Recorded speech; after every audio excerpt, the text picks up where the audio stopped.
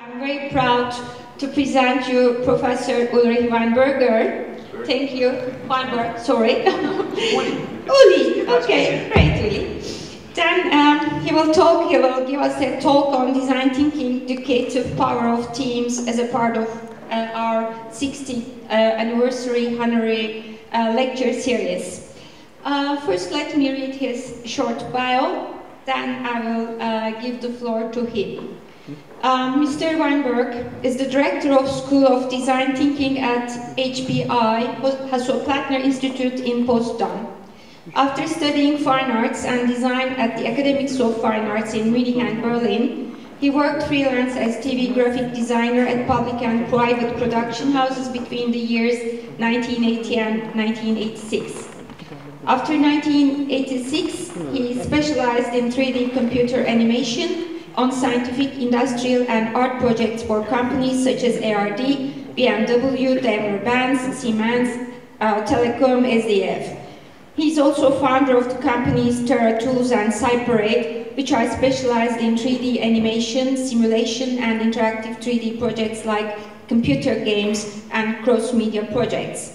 Since 1994, Mr. Weinberg has been holding a lifetime professorship of computer animation at the Film and Television Academy, Babelsberg, and has been vice president for research development and international relations for 4 years. He became co-initiator of the cross-university project ANSpace, Innovation Center for Nonlinear Media in 2003.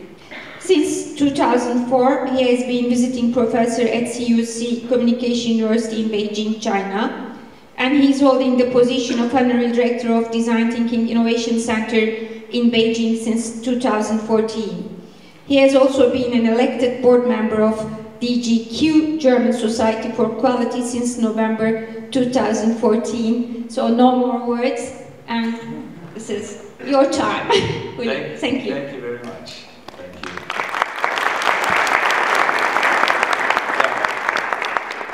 So listening to all your readings, you know one thing, I'm quite old. And I'm sorry I cannot speak any word of Turkish. Even if I'm from Berlin, we have such a great and large Turkish community. I promise I learned something on our course of projects which we are doing together. So thank you very much. I feel very honored to be invited here to give the speech in the sequence of your 60th anniversary.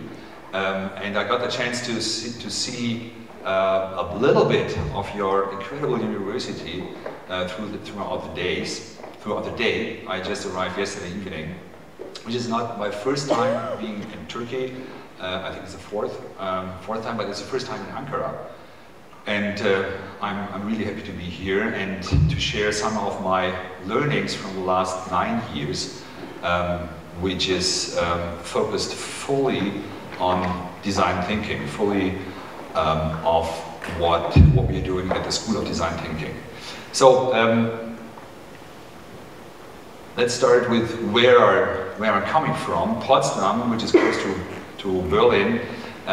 This is an institution, the Hasso-Plattner Institute is an institution which is focused fully on IT software systems engineering since about 15 years. And Hasso-Plattner, we have 500 students, bachelor, master, PhD, so we are very small compared to your large university. I think even your IT department is much larger than our whole school. But it's still a nice and fine and a very forward-looking and oriented institution, because Hasso-Plattner, that's the person here in the blue shirt, he used to start SAP. He's one of the founders, one of the early founders 40 years ago of the software company, and he decided to donate a big portion of his private money into education. And we were discussing at lunchtime the diversity problem we have right now with our professors teaching IT. And you see that here pictured. We are actually trying to work to get female professors in the IT, but we have a much harder problem in Germany, as you can imagine, to get women attracted to technical fields. I learned today this is in Turkey way different, and I congratulate you for that. I don't know why that is in Germany, because Germany is a technology-oriented country. You would think that everyone is open to that, but especially in IT, which is something, there is no dirt, there's nothing which is not too heavy, so every woman can easily do that. But still, it's not attractive enough. We are probably taking it a little bit too technology-oriented, and I might address that a little bit further. So, Hasso Plattner, he's also part of the professors. He's now 72, and he's still a very active, entrepreneurial type of guy. And I love that I can work together with him and under his protection, actually, because what we are doing at the School of Design Thinking is something, if this person with his private money and his wish and thinking, and his futuristic thinking would not be there, I think we would not have survived the last 9 years as an institution. So, and I tell you why. So you were talking about my person. I think I can skip that sheet of paper here. Let's just start into where our source was in our first getting together with the topic of design thinking and this new field, which is positioned at Stanford, in the heart of Silicon Valley, and it's called the D School, which was started about 11 years ago by also a bunch of men, unfortunately. But now there is a woman involved, and I don't have a current picture of the executive head. It's Sarah, and so she's leading the whole thing. But Bernie Roth, who is, some of you know, or at least one of you knows, Bernie, he came up very, very early, like 40 years ago. He was actually opening up mechanical engineering and his department with this wide-angle thinking. But the guy who finally, 11 years ago, came up with design thinking was David Kelly, one of the students, formerly one of the students, now one of the professors, also in industry design. He was an industry designer as well. And he came up with that great idea to get the people out of their comfort zones, out of the silos, and because they were asking themselves, what are we doing with the students still in the 21st century? We are educating them in fields, and the fields get more narrow and narrow and narrow. We have those bachelors and another bachelor and the masters, and we invent new masters and new bachelors all the time in the universities, and we educate them in fields which are piling up an incredible amount of knowledge, and everything which is done in research in any specific field needs to be known by the students because it's available on the internet, it's always there. And at the same time, we are facing problems which are getting more and more complex, which cannot be solved out of the perspective of just one discipline. We need the collaboration to solve the complex problems we are seeing right now with the global warming, for example, with energy problems, with transportation problems, and so on. And so they were saying, our students, they don't have the time to cooperate with each other, and let's start a new department which is just focusing on cooperation and collaboration, and we call that the D School. And that was also a little bit in opposition. There was the design school, the D school, and it was a little bit in opposition to the B schools, so the business schools, because they were saying they seem to rule the world right now. And that was 11 years ago. And you know that financial crisis was then a little bit later shaking the world. Actually started by people who were very, very well trained in using Excel, and using numbers and this kind of things. But they were probably a little bit, that was their thinking, a little bit trained too much in the analytical part of their brain and the creative intuitive part. And they were saying we need to activate the full power of the brain, and we need to collaborate with all different departments, and that's what they call the D School. They invited all the students, the medical students, the psychology students, sociology students, the business, the law, the designers, the IT students, all of them. They invited them to this new course, which they just did in barracks. They did it kind of experimental, they did it kind of illegal, because starting a new school is probably the same thing here. If you want to start a new department, a new school, it takes a while to go through all the administration. I know Ahmed Ashar will make it much easier, but but still, you have all those different committees taking care of that. The same thing at Stanford. So they're saying, let's try it out in barracks, and if it doesn't work, no one will realize it. But if it works, it will probably be okay. But Hasso-Plattner, he found out about that thing, that approach, when they were still in barracks, and they were still experimenting with 20 students. And he liked the idea so much, he was saying, that reminds me to the times, at that time, 30 years ago, when he started SAP. There was also a little team of people, they were experimenting, they were getting out of big IBM, they were employees at IBM, and they were getting out with a new idea, getting together, working close with the customers together, and he liked the approach so much that he was saying, I give you money, and I give you 30 million US dollar, he invested in that little startup. And for Germany, that would never happen in Germany, that any person would invest 30 million euros or dollars in a startup, which is just some barracks, some people. But if you look at those people here, it was not an investment in complete nowhere then. Let's pick out Terry Winograd here, for example, computer science professor. He's one of the starters of that idea. And he used to be the doctor father of Brin and Page, of the two guys who were starting Google. And Google was started before the D-School was started, but Google, the two founders, they were actually students at Stanford. They were students in that same mindset, which was just developing there, this kind of openness. And this is why Google is Google right now. They started already in the design thinking mode, even if they didn't call it that way, they call it the Google way. But it is actually the mode which makes them so successful. And this is, so we were saying, if this guy is liking that idea, is supporting that, it's probably not a bad investment. And he started also to be a teacher there, coach, helping those students. And then 2 years after the start, after his investment, it was very clear that it was not a bad idea. It was something very successful. The students liked it. The teachers, even more teachers, started to like it.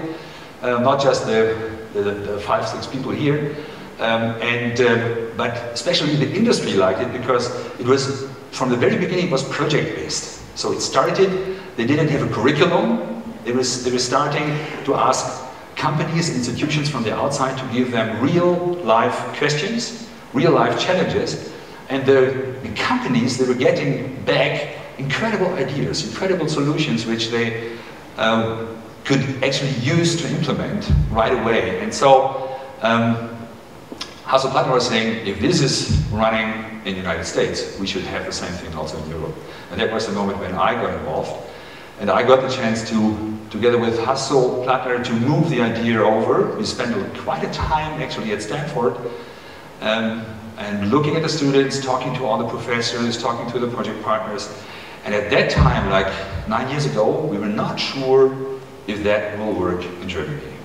Because we were seeing an incredible energy with the students, and we were saying that might have to do with Silicon Valley, California, nice weather, Stanford campus is great. And we were actually asking ourselves, how do they generate that kind of energy? I remember sitting together with Hasso in the evening and we were saying, they might be on drugs. But they were actually not.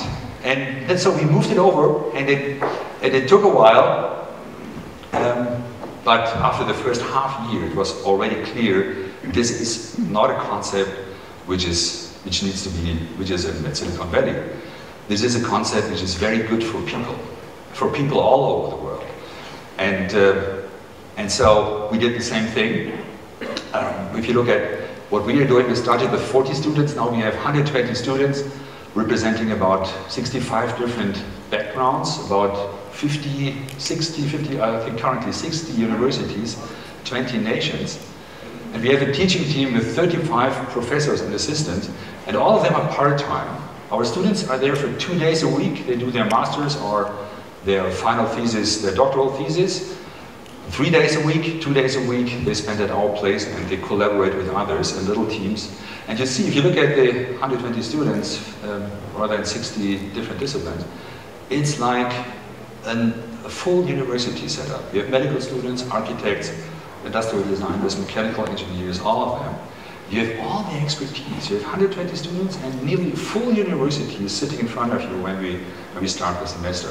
It's an amazing experience, also for the professors, because the professors are also from different disciplines, and they're also part-time. Professors are there for half a day a week, and assistants for a full day a week. And we do everything project-based, no curriculum, no individual incentivization. And we do some other things, but those are the core things we did from the very beginning, different than the normal education process. And this is the portfolio, kind of the curriculum of the last semester. You see there, I just was using that. You see companies you might know, like Bosch or SAP was giving us another challenge. Deutsche Bahn, the railway system, they were giving us a challenge. Volkswagen, a bank, Deutsche Hypo-Bank, and a little company in the neighborhood, the film park. So we have large companies, but also smaller ones.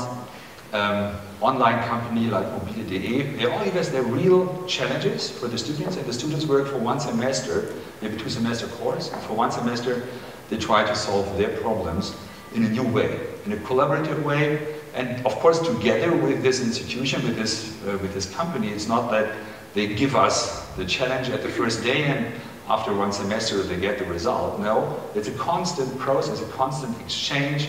We have several presentations of prototypes and feedback sessions where the project partners are involved to make sure that there's a high quality at the end. There's not a product or a service coming out, there's a prototype which then is handed over to the institution, to the company, and then they can communicate it, then find the money internally to really realize it. And there is let's pick out one of those examples, Bosch Healthcare. They were approaching us with the question of, for elderly people, this kind of fall protection system, you know? People who are a little bit older, and if I'm falling down, and so it would be great if there's an immediate access to the emergency system. And I have this watch here, and this has a fall detector, and it actually indicates, so when I'm falling, it tells me, Uli, you are falling. And this is a very interesting information, because I know that already. So the better information would be if that system would send this to the emergency car or to my doctor.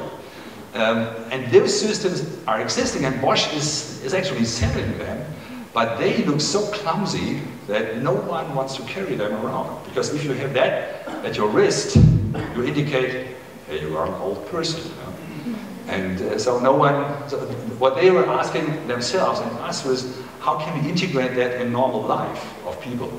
Not making them stigmatized as, you're about to fall anytime.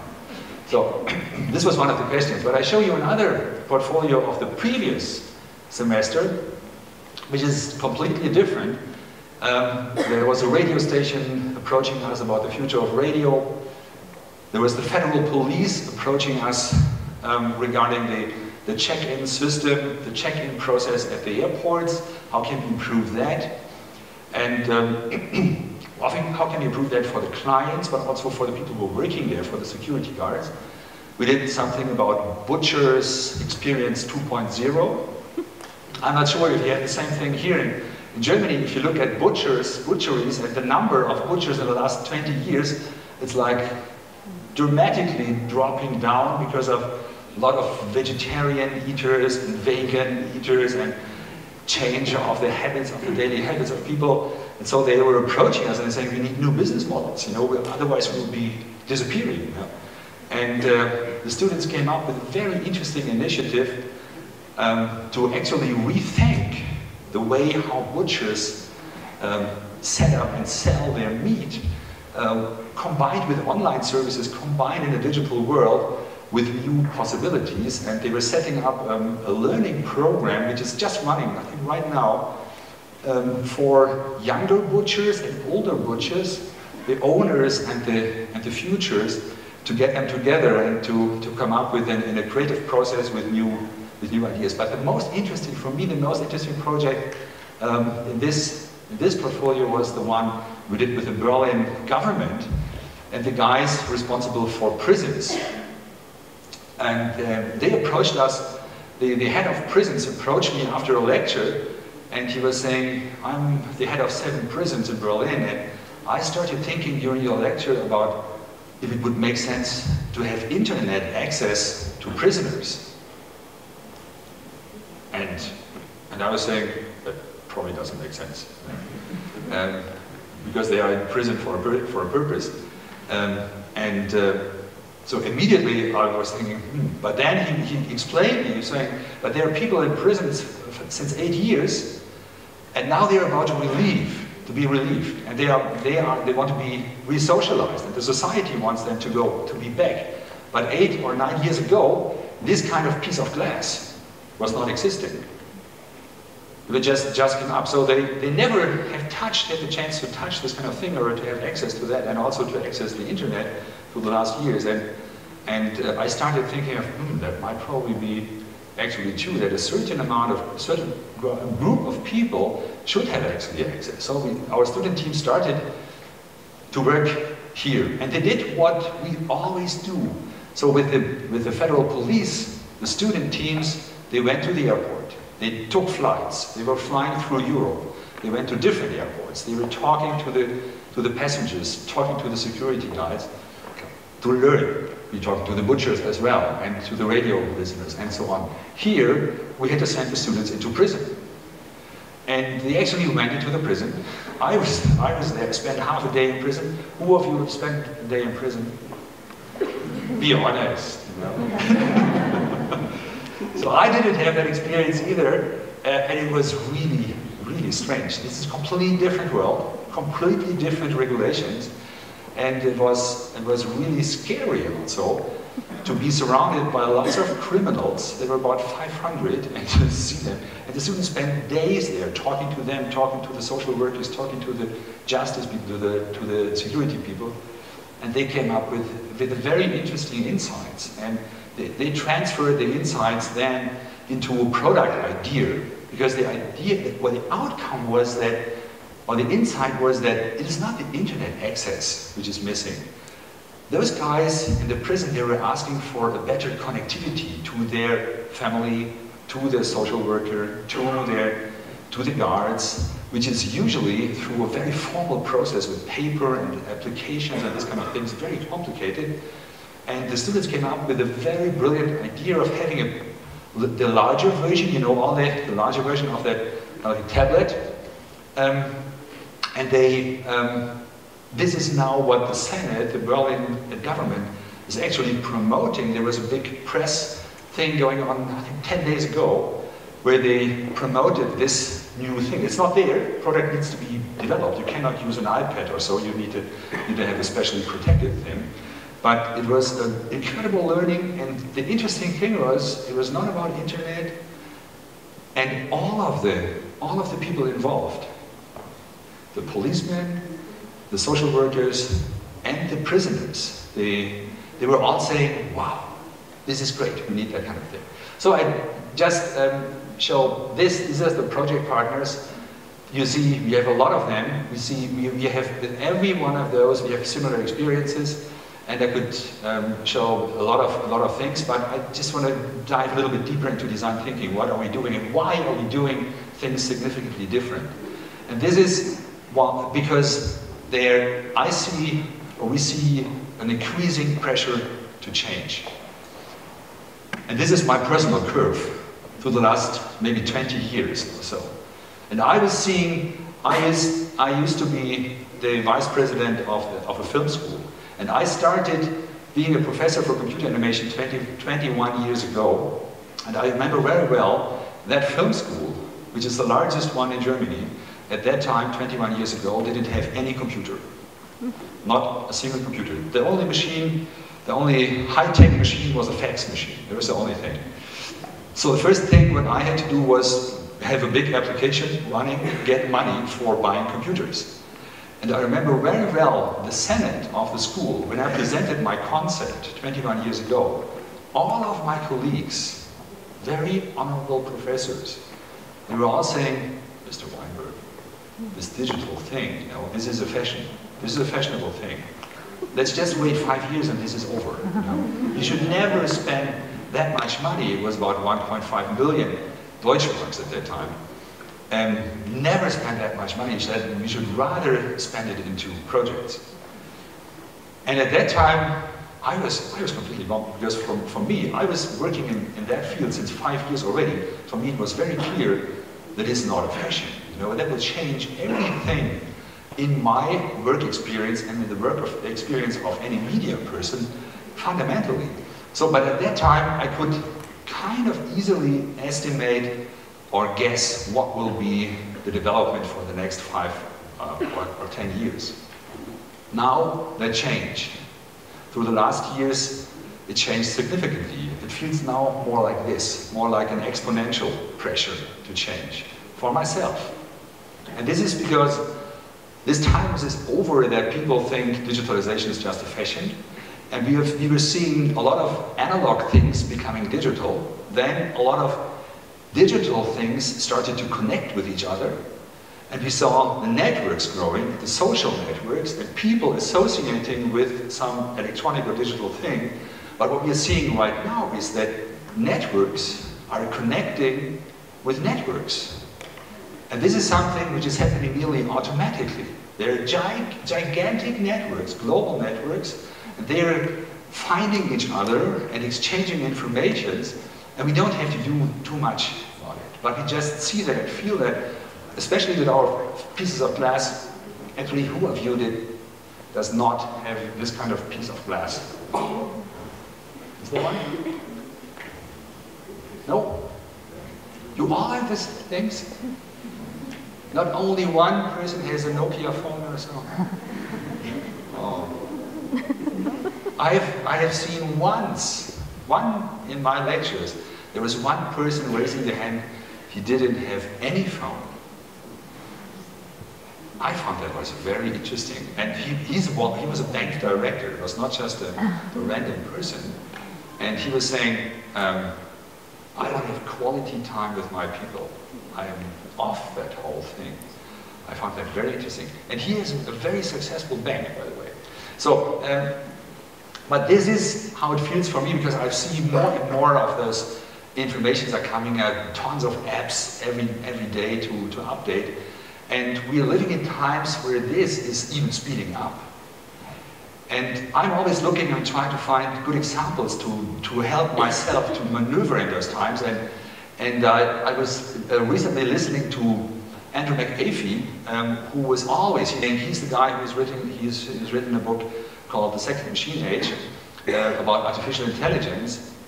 He's also teaching, and he was saying, I'm also looking for this kind of examples for this exponential acceleration, because as humans we have a hard time to see or to imagine exponential growth. We can easily see linear growth and linear development. This is where we are very well prepared, but exponential things, very hard to actually see.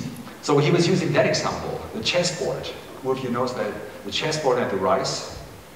Does anybody know that legend? There's a nice legend about the inventor of the chessboard, and he was showing that to the emperor, and the emperor was so excited about the chessboard and the game that he was saying, you have any wish you are such a great guy, I'll give it to you. And he was saying, the inventor was saying, oh, I'm very humble, I just want to have rice. And I just want to have on the first field one rice corn. On the second 2, then 4, then 8, then 16. And the emperor was saying, wow, this is great. You are such a humble person. Of course you can get that. What the emperor didn't estimate, we didn't see that this is an exponential curve. Doubling every field, it's just 64 fields, ends up with an amount of rice I'm not sure compared to Turkey, but this amount of rice in field 64 will cover whole Germany with a 1 meter portion of rice, whole Germany. So a part of Turkey will be, but it's an amount of rice which is completely not available on the planet, just not there. So and then the advisors of the emperor, they were saying, we did a calculation and you should probably not say yes to that thing. And the emperor, but the emperor had said yes already, so we had to cut off the head of the inventor. There is the legend. But what I want to tell is, this is a very good example. If you have ever done that, I actually could recommend to do that. What Weinberg was saying, looking at the chessboard and comparing that to the development of computerization, digitalization, last 30 years, you could put this along. The first years they felt like, okay, that's easy going. We are now at field 32. And we are in the moment going from 32 to 33. And I did this with my little son. We came just to the row number 2, and then we had used all the rice we had available in our house. We had to go to the neighbors to go to the 3rd row. We never ended up with the 4th row, so with half. So we are now half. And he was saying, and I pretty much agree, the interdependencies with what we are seeing right now with the digitalization, going from 32 to 33, are so incredible, so not imaginable, that we really have to start rethinking and start to reapproaching the way how we do things. And this is what we are seeing right now. And in order not to be threatened by this, we were saying we want to train, and this is what we are doing at the D School in Potsdam, we train people to maneuver through this kind of growing complexity and to get acquainted with that. And we say, yes, we appreciate that. There's a lot of opportunities in this step from 32 to 33. It's not just threat. And the things we are doing are very, very simple. It's not rocket science. First thing is just 2 slides to illustrate what we are doing. First thing is, we ask ourselves, where is the best inspirational source to come up with new ideas and to solve complex problems? And usually, I'm a German. German culture is, look at technology. Technology will solve it. Or look at interesting business models, looking at what Stanford is doing, what South Korea is doing, and then we'll find a solution and we can use one of those. We are saying the best inspirational source is looking at human values and the change of human values and the change of human needs. Back to that piece of glass. 9 years ago, when we started the D School, that thing was not there. There was, Terry Winograd was coming from the United States. I remember one of the professors that he had it already. And we were sitting around him, and he was like, we were sitting around like a campfire, and all we were looking, wow, a piece of glass, just doing like this, and so on. And at that time, I had no idea that I would ever have the wish for an app, because that term didn't exist at that time. But this, for all of you now who have the pieces of glass, no matter what brand, you are constantly updating, you're constantly looking for something, because you know your wishes changed. Also your behavior changed. Like 3 or 4 years ago, when there was a person standing at the corner of a street and doing things like this, you would think he has a little shadow. Yeah? But nowadays, we all do this. We change completely our behavior. You don't wonder if there's a person doing this, and all people sitting in a row doing this, so some of you are doing this right now, and it's completely normal, because you want to check something. So we're saying start there, because it's very, very inspiring to look at those changes. This is just a piece of technology, but try to imagine 32, 33. Try to imagine in 5 years from now how that will look like. I have a hard time. Because there will be so many things being changed. It will definitely look not like this. It will be completely changed, but I have no idea. I'm pretty sure it will not look like this. It will look different. So the other thing is, if you use that focus, the other thing is how to do that. But I have a little example. Just looking at the time, I have a little example for you to illustrate why it's so important. And this is a German example, not that car. This is an American car. This is Google, but the example is German. And I brought this on purpose because it illustrates very well the different approaches: human-centered approach and technology approach.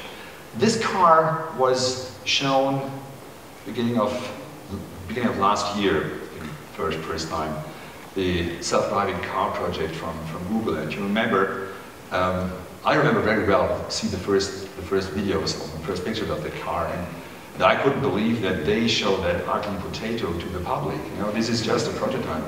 And I was thinking, no German car company would ever show this kind of ugly intermediate stage of a thing to any public. Because they are very good at making cars, and it just looks like a 3D version of a moving version of the Android mobile. It has a face and so on. And but then I saw a video, and you might have seen that as well, about Walt and Linda and some others.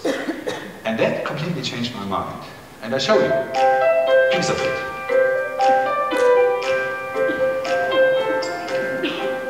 Today, we have something extra special for you guys, and you guys will be some of the first people outside of our team and outside of Google to ever drive it.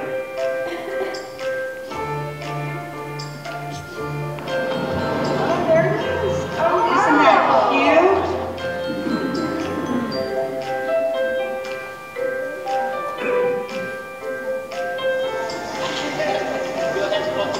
Okay, Eddie, here we go. All right, Cody, let's go. There's no steering wheel, is there?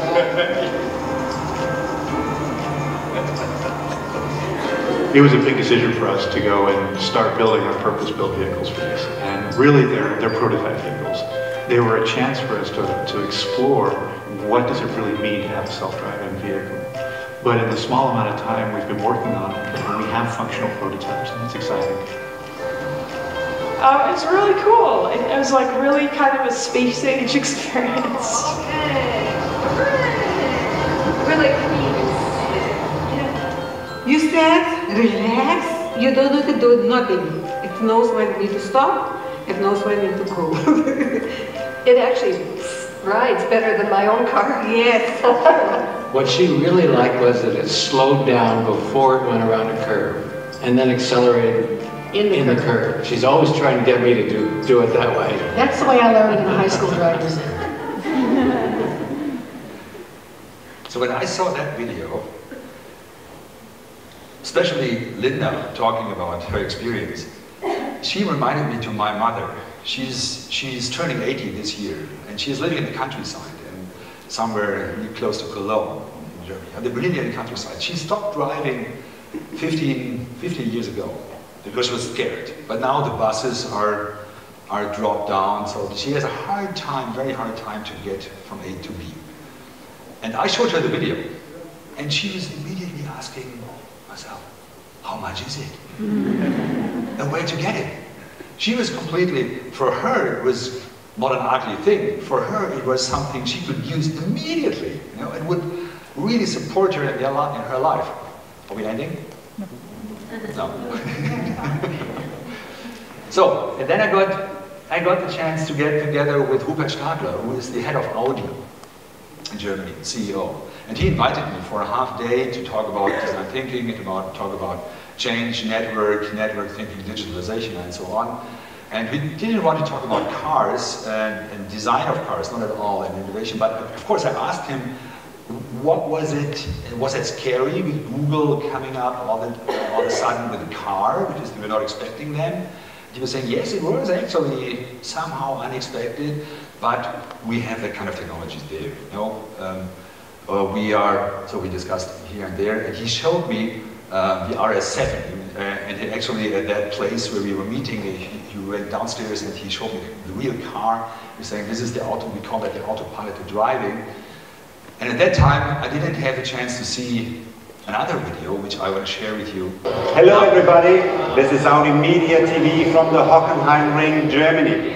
Today Audi has sent this RS7 concept piloted driving out to the track with no driver behind the wheel at full racing speed, and everything worked out well, smoothly and fine. Audi has proved that this is the sportiest piloted driving car so far. Unfortunately, we've heard that our website was down for some time due to the unexpected high amount of users. We apologize for this technical problem, and that's why we'd like to show you the highlights of our show run once again. Once everything is safe, Bobby is absolutely away. The first piloted car here at the Hockenheim Ring with Audi. This RS7 accelerates now towards the Nord curve of turn 1. You can see that, look, it's being steered by nobody. It's being controlled by the intelligence. A great line through turn 1, heading up now towards turn 2. Just look at the speed. We're approaching 180 kilometers an hour as we go into turn 2. Brilliant braking, all assured and controlled. You can hear the 560 horsepower being unleashed. Stop it here. You can see all those videos as well. Yeah. All those videos on the internet. When I saw that video, I don't know how you think about it, but when I saw that video, I couldn't believe it. Because I started asking myself, for whom are they doing this car? For the race drivers, who are not used anymore? For 20,000 people sitting in the stadium watching cars doing this? For the guys who love to drive this kind of cars and now are not allowed to push here and to steer anymore? I couldn't actually find out. It is complete, this is a very nice proof of complete technology-driven development. And they were even proud to tell there's no person behind the wheel. No, well, but it's just for nobody. Yeah.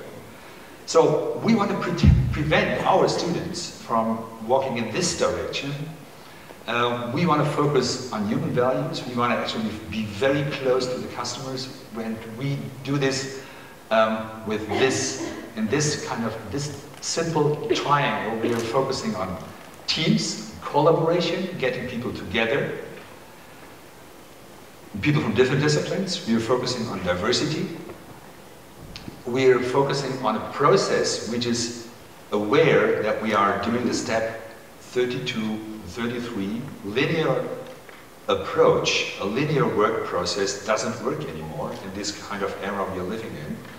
And this kind of paradigm shift we are seeing. We need a non-linear approach, and the important things you have a hard time to see here are the little lines. There are the 6 steps: understand, observe, define the point of view, ideation, prototyping, and testing. But the important things are the little lines indicating that we do this over and over and over again. It's not just a linear thing, it's a non-linear approach. And it's very similar to how architects and designers intuitively work anyway. So this is why I was so happy that we started our discussion today in the morning in the architecture department, and the workshop we did for the last 2 days was also happening in the architecture department, because there is the natural place to start design thinking. And the third thing is the space. We need also to rethink the way where we work, you know, and this is a workspace for our teams. This is just 3 of 6 people. Usually we have 4, 5, 6 people working around at that kind of stand-up tables, and we had to develop our own furniture, because 9 years ago it was not available. This kind of stand-up tables for teams working was not available, and we had to develop them on our own. And this is, I call it the dynamic triangle of design thinking. This is basically it. This is what we are doing. But if you really take it serious, if you refocus, if you don't focus on individual creativity, focus on team creativity, as we do, if you go away from linear work processes to non-linear work processes, to iterative work process, and if you start using spaces which are flexible, which are suiting teamwork and and a nonlinear process, then you change significantly, fundamentally, the culture of learning. This kind of lecture halls you don't need in the learning process anymore, because you need a little laboratory setting. Even seminar rooms don't work. And we do the same thing when we're doing with 240 students, 120 a semester, 240 students a year.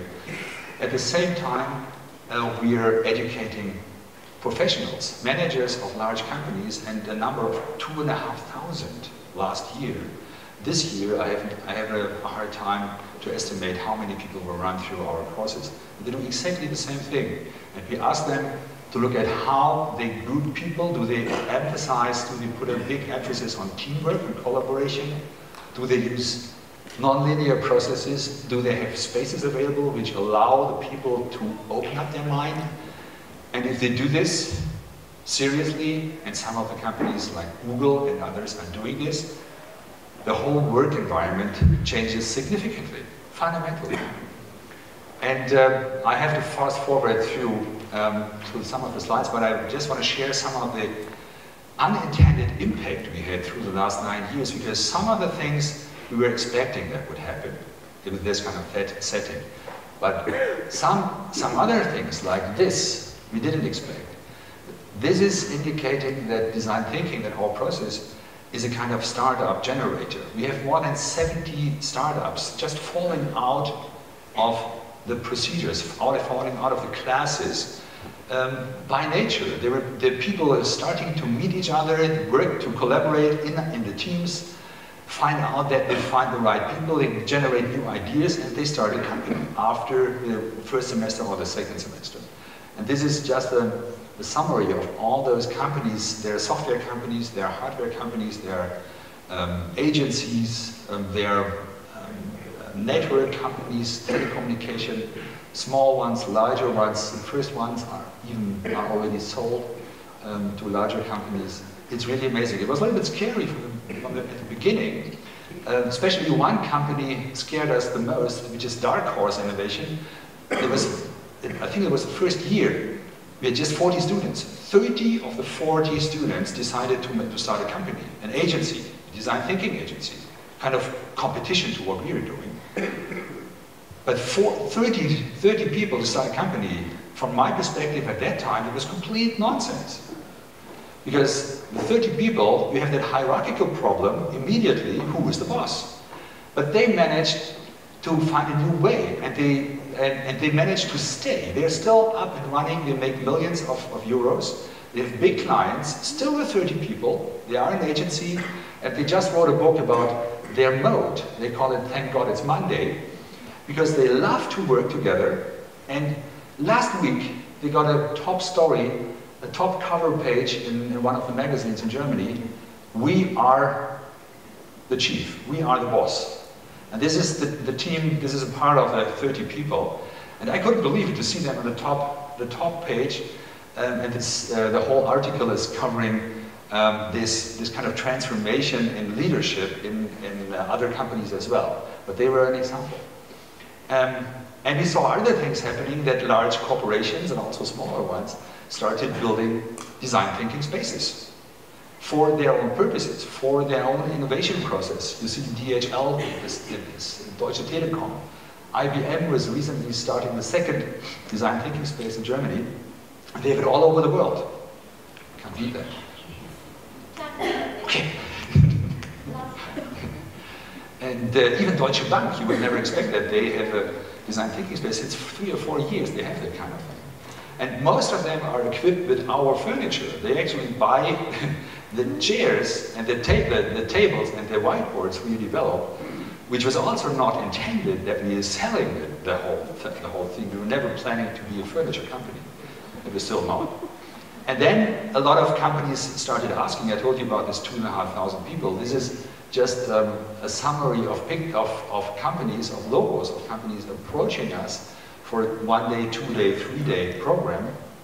And we also started a research program. That was a plan, but that was not a plan from the very beginning. But Hasso Plattner and ourselves, we were seeing that there is not too much of research done in team-based innovation. There's a lot of research on innovation, but not too much on team-based innovation. And this program is running now with about 30 PhD students at Stanford and at Potsdam, in our place, and they collaboratively try to find out and scientifically prove why is it better to use that way, and how is it better, and how can we improve that way, and how can, this is one of the projects, how can teams who are able to work in that mode collaborate over large distances, very important for big companies. It's a virtual whiteboard system. And another thing happened globally. A lot of institutions started approaching us. Interestingly enough, not too many from Germany. We get visitors from other institutions like every week, but most of them are coming from other countries. So this is 11 years ago. There was D-School Stanford. 2 years later, there was D-School Potsdam. And if you look now at the map, you see it looks a little bit like this. You see a lot of institutions, and the darker yellow ones are the ones we started, or we helped to get to a running stage. So first in Beijing 4 years ago, then in Kuala Lumpur in Malaysia. We started actually from scratch with the Malaysian government. Recently, beginning of last year, in Open Lab in Stockholm.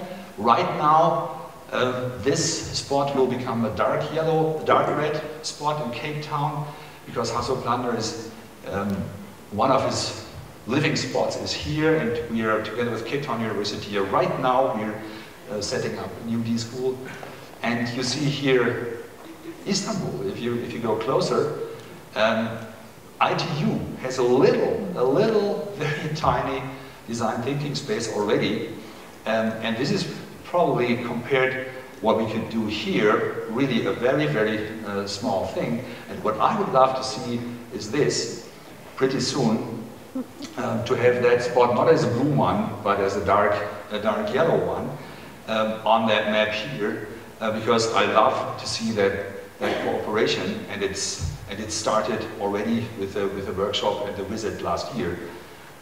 So, looking at this, I just want to finish with some questions to you, because this is so simple. If you look at that picture, that triangle, that dynamic triangle of design thinking, where would you think, if you look at your institution and your organization, there are company representatives, as I know, maybe your company structure, where would you think is the hardest part? Is it with the space? Is it with the team? Is it with the process? Multidisciplinary? Any other? This is actually also what I found. Looking at those three things, we are easily adapting to space, also to new ones. We are easily also adapting to new processes, but we are actually not trained to be in a multidisciplinary team context. We just don't train with this. Why is that important? Because we are living in that world, so this is really hard to see. This is a network. This is a picture, a very cheap picture I copied out of the internet to illustrate where we are in right now. And it should be vibrant, it should be actually three-dimensional, it should be moving and growing. And, but just imagine, just keep it like this, as a network. This is the world we're living in right now. Yeah, we're seeing that are in this connected. The thinking in the back of our mind is like this. And I call that Brockhaus thinking. The German version, the German best known version of encyclopedia is called Brockhaus. What is the encyclopedia in Turkey? If there is one. I guess there is. Is it Encyclopedia Britannica? Yeah, you have it. Yeah? Hmm? This? Yeah, there is one. So this one is 200 years old, 20 books. 200 years of history on that. And I'm using that as a metaphor because I was standing in front of my encyclopedia at home at the bookshelf and looking at the level of dust on top. And I started thinking of when did I look at last time? And I couldn't really figure it out. It was years ago. So who owns this kind of encyclopedic thing still? When did you look in last time? Many years ago, yeah, I couldn't remember. Then I looked at the books, but the thing is, when I was a student, I used that all the time. Every time there was my source, because there was no internet available at that time. But now, I'm using the network version. I'm using Wikipedia and Google and all kinds of things. The network version. But then I kept standing in front of a shelf. Because it reminded me, this structure reminded me to something which I usually see when I ask company representatives to draw me a picture of their institution. Can I use that? Yeah, support, white marker. And they usually do things like this. We have 8 departments, and we have the board, C-level board, we have management level 1, level 2, so. And saying, that looks very surreally exactly like this structure. And then I learned that the publisher of Brockhaus, 2013, decided 2014 to stop printing the book forever. They completely missed even the digital version of that. They were thinking they will continue printing that book forever. And since that time, I'm using that as a metaphor for things which are going to disappear in the paradigm shift, especially going from 32 to 33 on the chessboard. And I'm using that because I think this kind of organization is the analog way, the sorting way, the way how we used to do things in the 20th, 19th, 20th century, and we had to do it like this, because there was no digital way of organizing knowledge like we have today. And there was no way of reorganizing organizations as we have it today. But we are on that transition phase from here to this network structure. I call that network thinking, and we are not that far. I'm just here. Our students are maybe there. My little 7-year-old, we have a 7-year-old boy, he just entered 2nd grade. He is still here. Completely open-minded. He is connecting everything with everything. Who of you as kids? Some of you might have. Like young kids in school, they are so crazy open-minded. In 10 years from now, going through our education system, he's back here. Yeah, you were laughing.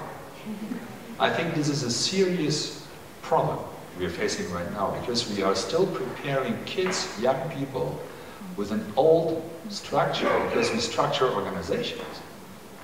Universities, companies, administrations, political structures are like this. And 99% of everything we are in right now is still thinking that this is the way how we should do things. And kids are trained in a way that this should be successful in one of those columns, and then their life is safe. But this is not the case anymore. So we should prepare them to go that step. And this gray arrow here could be design thinking. This is just some approaches to do those steps, coming from a Brockhaus, from a traditional thinking, from analog thinking to a network thinking. And I would like to end with another thing. I started writing a book about that. It's just the German version out. It's called Network Thinking, because it was helping me and others very intensively to understand where we are in and where we're working towards. And I'm constantly asked, you know, Mr. Weinberg, but there should be another arrow tip here in this direction. So it's like here, but here again. This is not the case. The whole transition we are in right now is irreversible. It's like the printing of the book ended after 200 years forever. We'll never see the encyclopedia being back on the shelf in 20 years. It will just not happen. And we will see big organizations going through that transition, and we are accompanying those organizations right now. And there's another term. A friend of mine, looking at that metaphor, he came up with a brilliant new word.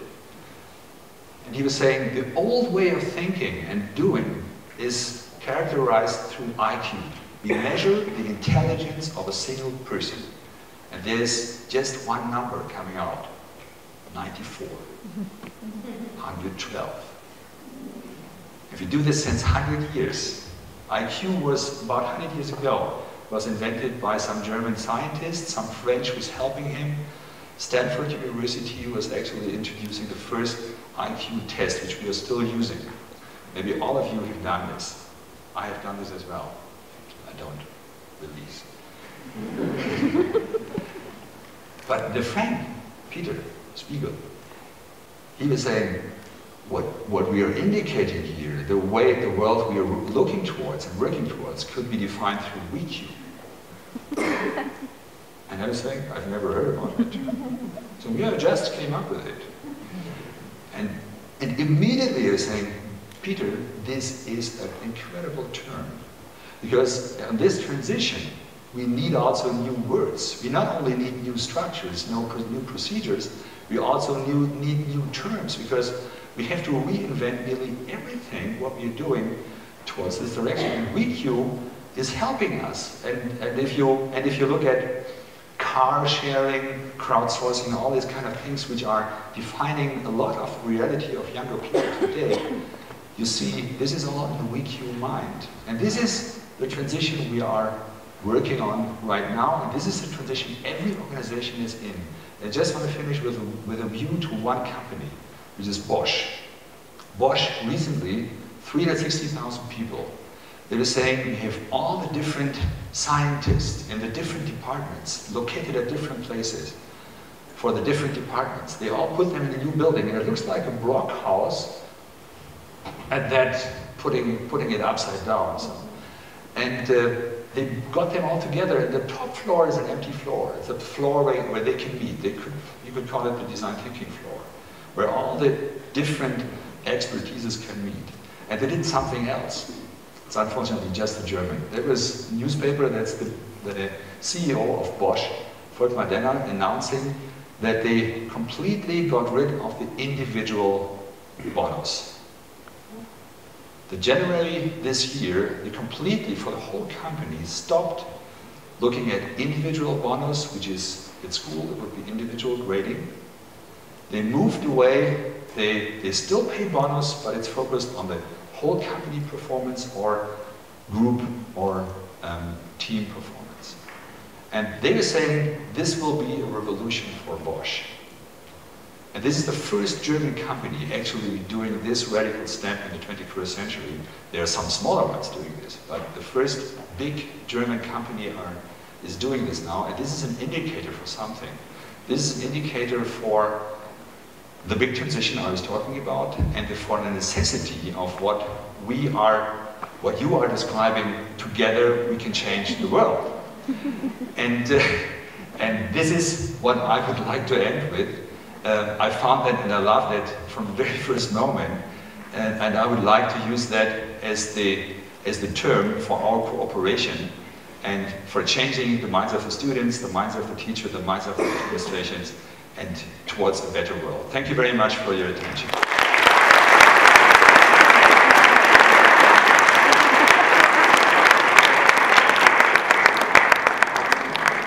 Thanks a lot, Uli. It was great.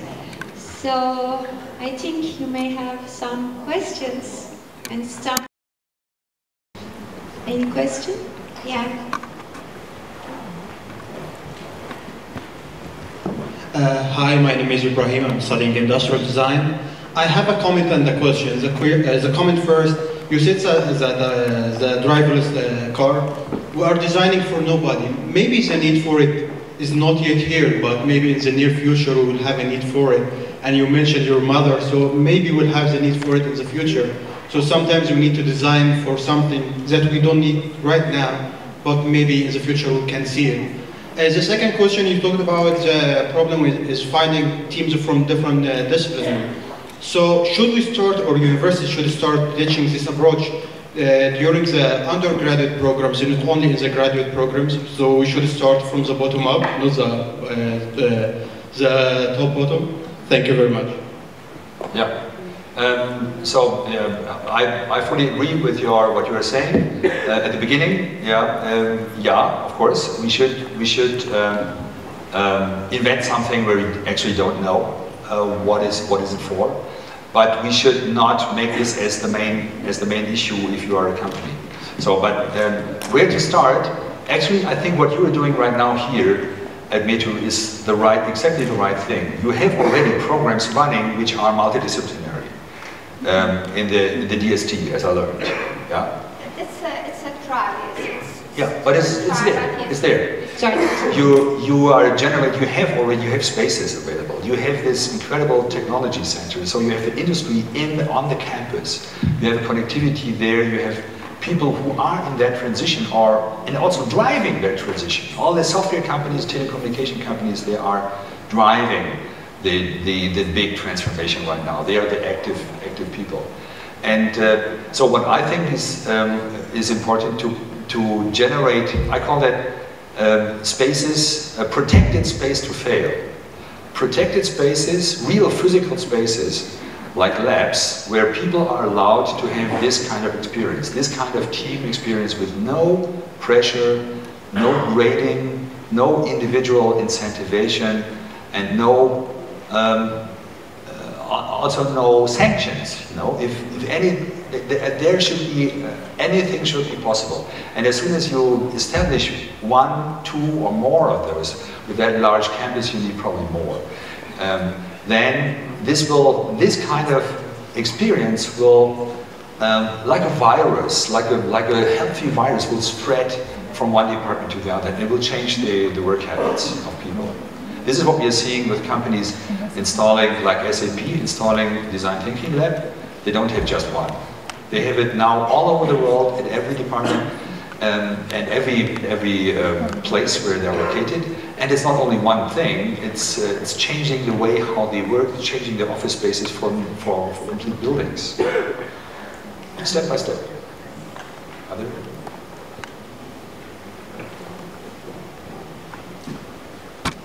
Microphone.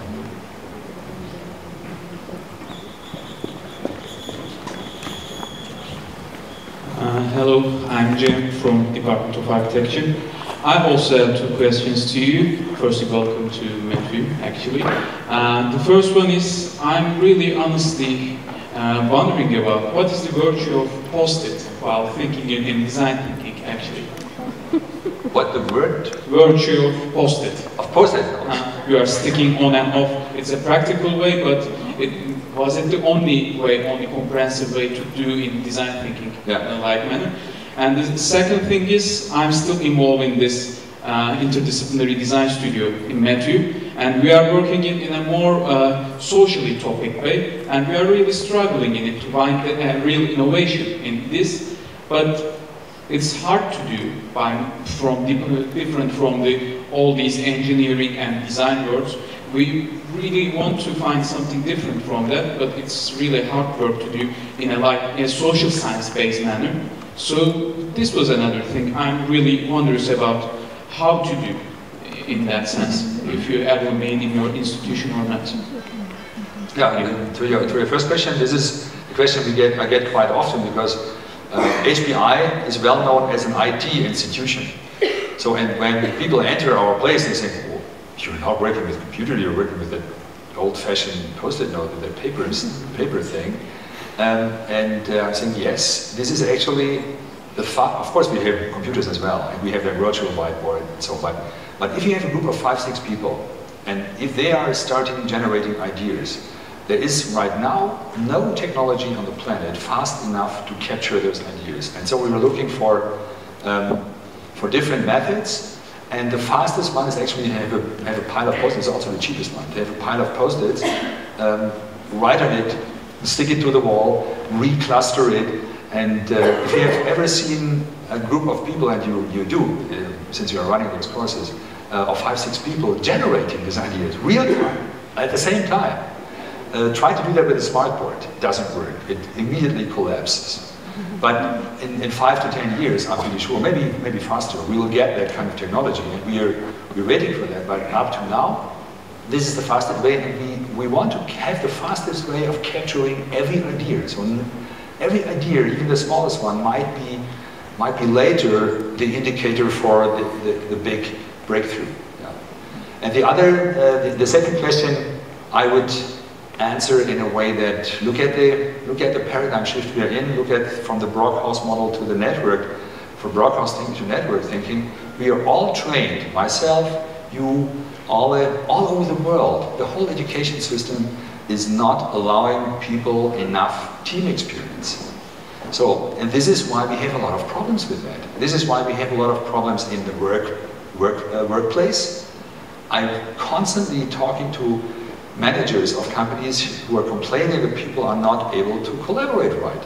Of course, if you train them to be if you train them for 15 years to be a very good competitor and an individual fighter, how can they be different? No. So don't expect too much from the very beginning, as long as it didn't have, as all the group doesn't have this kind of positive team experience, which a very limited number of people, if you look at the D-School Potsdam, there are 120 students every semester having this experience. 170,000 students in Berlin and Potsdam don't have that experience. They are running through a normal education course and they have that normal individual competition thing and they learn this. And as soon as they come in, this kind of team issues are getting bigger and bigger and bigger. So this is what we see as well. A lot of our students, maybe one thing, a lot of our students think that they are connected because they're on Facebook, they're on LinkedIn, they're all connected. But actually the truth is the machines are connected. Their brains are disconnected. And just be aware of that. That the brains are in a competitive mode. And this is a big issue. Yeah, there is, thank you.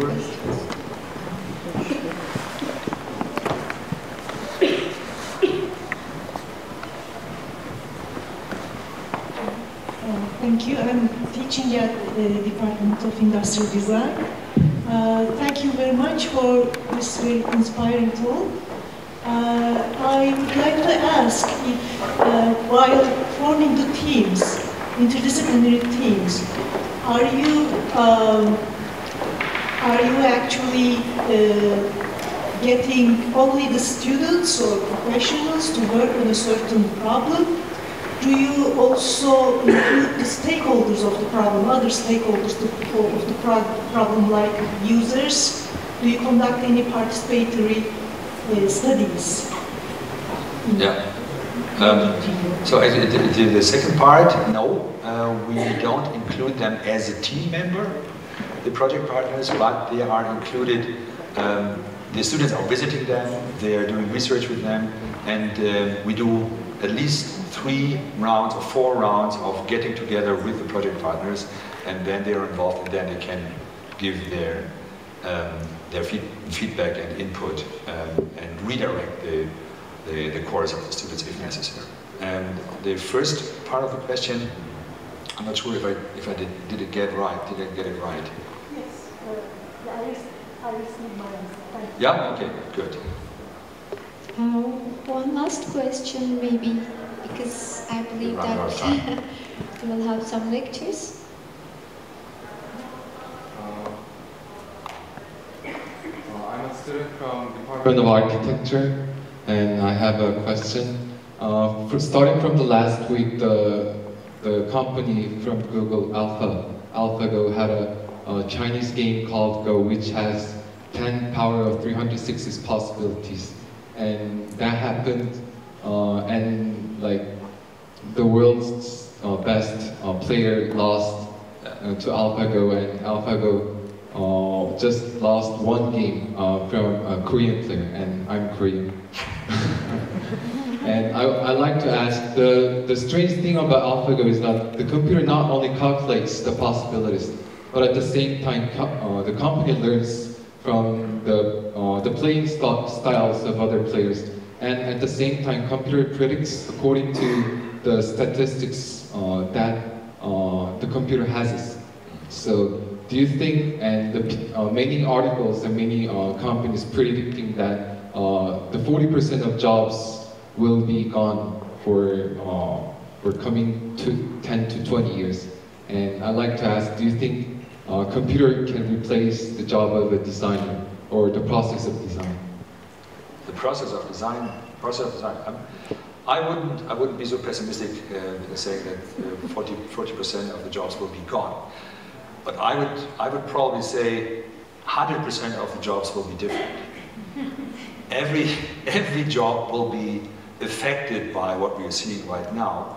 And I was recently at a management conference in Vienna. 500 managers of top companies and management researchers were discussing how management activities will be replaced by artificial intelligence. So how much of the management activities they are making lots of money with now will be completely replaced by machines which are much better in decision making, which are much better in forecasting, and it was very interesting to follow their discussion. I'm not sure, and I think we are in times where this plays a significant role, how we define ourselves as humans in a world where we can create machines which are actually able to be faster, better than everything of our own capacities, of our single people capacities. So this is proven now with chess, this is proven with Go, this is proven with other games as well. But I think looking at the car thing, you know, if we continue just doing what is possible and developing what is possible, this is probably the way to ruin ourselves. Because, of course, it is possible to make machines which replace fully everything of what we like to do, what we're used to do. And then we are living in a world where all of a sudden machines will say, okay, this pieces of flesh, you know, with its bones inside, we probably don't need them anymore, you know? And I would not like to live in a world, we can build those machines, definitely. But are we stupid enough to do that? I hope not. Thank you very much. Thank you very much, really. It was great. I would like to invite our president. Thanks a lot again. It was great. Oh.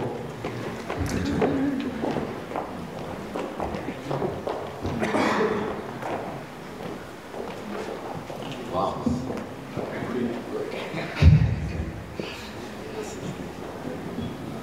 Need a microphone. They probably know about this. This is a tree of science. It's a statue at the main entrance of the university, signifying the end of mankind, extending to the skies for knowledge and wisdom. And this emblem, as you probably recognize. Thank you very much for joining us and sharing your expertise and experience and insight with us. Thank you very much. Oops, sorry. You have to keep it open. Yeah, design defect. Thank you very much.